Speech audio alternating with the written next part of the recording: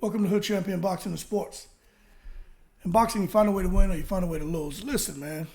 First, continue subscribing to the channel, liking and donating. But let's just jump right into this whole thing. Why is it an issue if you have a fighter's father who happens to be close to the fighter's training camp and who's going to be close to the ring on fight night, right? Who goes on record and basically says, hey, if I feel like my son is in a bad situation, meaning getting beat pretty badly, I'm going to jump in and I'll stop the fight. So why is that a problem?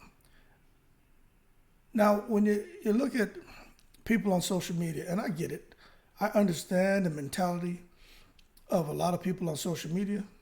It's a pretty composite mix of mentalities. You get some with an open mind. You get some people here who's been to college, some people who have not, some people who've been to jail, some people who have not, some people who have children, some people who don't. You get a vast array of people and mentalities. And I think a lot of times when you bring that together, that makes for a really healthy conversation. Sometimes it can be destructive kind of conversation, but it makes for, nonetheless, a good conversation. But the one thing that I can't understand, no matter your background, walk of life you come from, why is it that Ryan Garcia is weak, is a coward? Why is his dad weak? Why is his dad a coward? Why is his dad someone who raised a coward? Why is his dad someone who raised the P word? All because the father said, if he feels like his son is taking damage in a fight, he's not going to sit there and listen to the corner about, let's give him one more round. He said he's not going to let that happen to his son.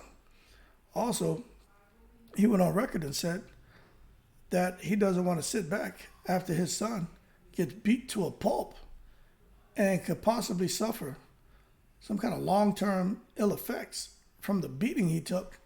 He doesn't want to sit back and hear people say, yeah, he lost the fight, but he showed heart. He has a lot of heart. He doesn't want to hear that because he's the one who's got to sit there and take care of his son. If his son suffers some kind of brain damage or gets injured, he's the one who got to go home with his son, not the fans. He doesn't want to hear anyone saying, hey, my son had heart. My son was brave. My son was a warrior. And his son ended up like Pritchard Cologne. You know what I'm saying? And to be honest with you, I understand what his father's saying.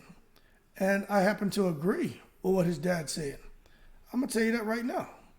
It's no different than having your son playing a sport and they get thirsty. And you get some coaches that's like, get back in there and, you'll drink after the game, you'll this. No, man. You don't wait to drink when you're thirsty. You understand? You drink before you get thirsty to stay hydrated. Next thing you know, you listen to these dumb coaches that push kids too hard. And now you got a child out there who passes out from dehydration. Or you push them too hard, like the video I did when we were talking about Virgil Ortiz. And now you got a child in the hospital with this rhabdomyolysis, possible kidney failure, having to get dialysis. So for me, I totally understand, especially being a guy with 4 sons, all play sports. Very, very active lifestyles. And I watch that. And I tell all my kids, and the coaches, man, they know me. They're not very comfortable with me, you know what I'm saying? I guess because the way I move, I don't say a lot to them, But I sit there. I'm not there trying to be anyone's friend. I'm there for my kids, man. And I just sit back and observe. But I know when a rest break is necessary. I know when a water break is necessary. And I look at my son and we make eye contact and I know what he's saying. All of them. And then I'll just nod my head. They know what that means. Come get water. The coach say something. He look up. He don't say nothing. And then sometimes that gives the coach a hint like, oh yeah, we have been going, 50 minutes straight. Yeah, that's a little too long. And I'm telling you, it's a horrible feeling. I've seen people, pass out, go to the hospital. You know what I'm saying? I've seen it. I mean, even just standing in formation out there in the damn heat, and people just fall out, faint. You know, guys have to go to the hospital, get IVs. Other people, it's a bit more severe. So I totally understand his dad, his concern, especially with Ryan Garcia about to get in the ring with a guy like Tank Davis, who's a monster puncher. Why do you want your son to sit there and just suffer death by 1,000 left hands just to say he had heart? No, I agree with his pops. And anyone who really cares about their fighter, I think they should be ready to stop that fight. And I'm going to tell you right now, although some people don't agree with it, I don't see how you can't agree with the decision that was made. Deontay Wilder, Tyson Fury, the second fight, when Mark Breland threw that towel in. Let me tell you something. I understand Deontay Wilder. I understand how he's built. And I understand his principles and values and what he stands on and believes in. But I'm telling you, I don't know about all the other crap going on with Mark Breland and, you know, possibly foul play in the camp. But what I can tell you is that towel should have been thrown in 2-3 rounds before he threw that towel in. You know what I'm saying? And that's all I'm going to say about that. But Deontay Wilder came back, had a third fight. And to be quite frank, they probably should throw the towel in for that one too. But, you know, he said, hey, this is what it is. JD is like, this is what this man wants. And I'm not so sure I agree with that. But Deontay Wilder's still walking around here, still seem to be doing fine. But 15 years down the road, what are we going to be dealing with? Derek Chisora, what are we going to be dealing with 15 years down the road? You know, Jarrett Hurd, what are we going to be dealing with 15 years down the road? Joe Joyce, what are we going to be dealing with 15 years down the road? You understand? I don't want to sit there with that on my brain. You will start to deteriorate and just decay and rot because your mind is just going to kill you because every day you're watching. Anything your child does, whether you feel it's a slur of speech or little, you know, sometimes your face will jump and twitch, you know, that's something that just happened, man. You know what I'm saying? And you see that and you're thinking, oh my God, sky's falling. Here we go. Nah, man, I think he should save his son.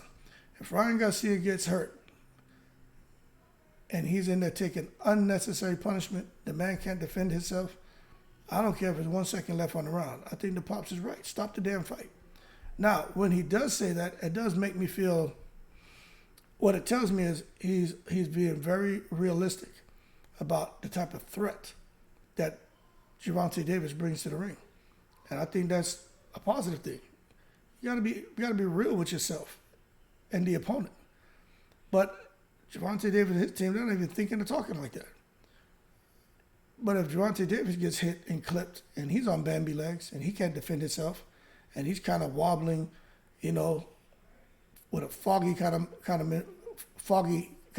up and kind of wobbling to a corner, don't know where he's going, and Ryan Garcia's coming at him, I would hope his coach Calvin would jump on the ring and stop that shit immediately before Ryan hits him with that damn killer left hook. And I would think that would apply to any fighter. But I do think sometimes the coaches will let it go a little bit further than the father. And that's a good thing and bad thing. Sometimes maybe a parent can stop the fight prematurely.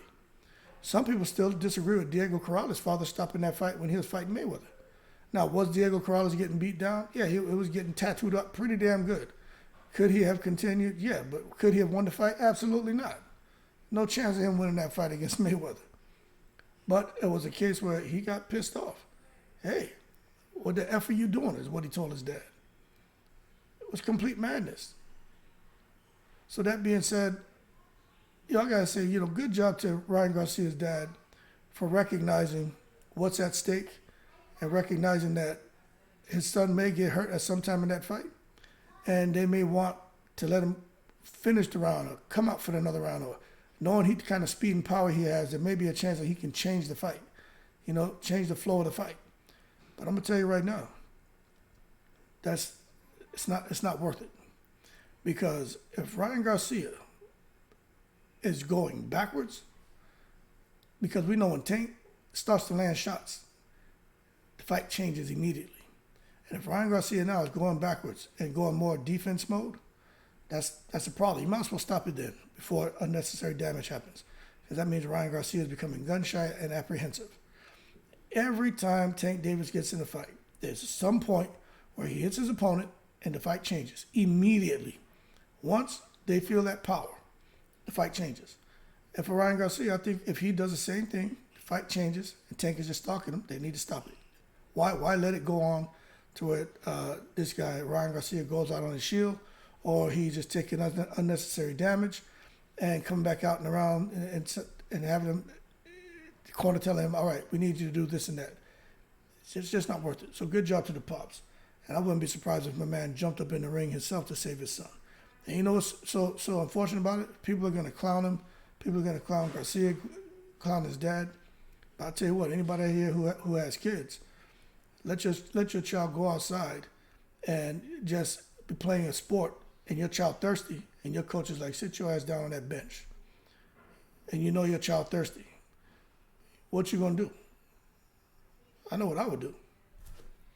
I know what I've done before.